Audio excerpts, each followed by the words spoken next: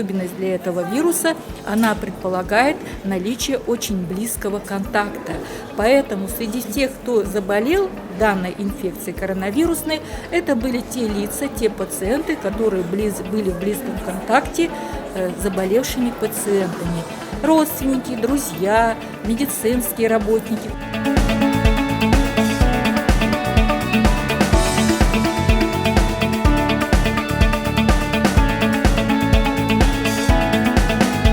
С учетом той ситуации мировой, которая сложилась, да, наши люди Казахстана, конечно, они обеспокоены, но я не скажу, что это было за ажиотаж. Единичные, не единичные, а бывают, есть звонки, но это в основном связанные с возможностями, как можно заразиться, каковы меры профилактики данного заболевания.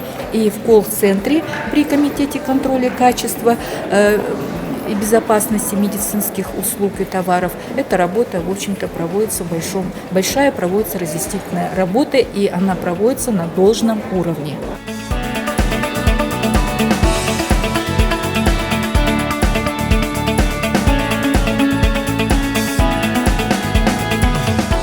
Иногда лучше чуть-чуть перестараться и чуть-чуть паниковать даже, можно такое сказать, чем недооценить ситуацию.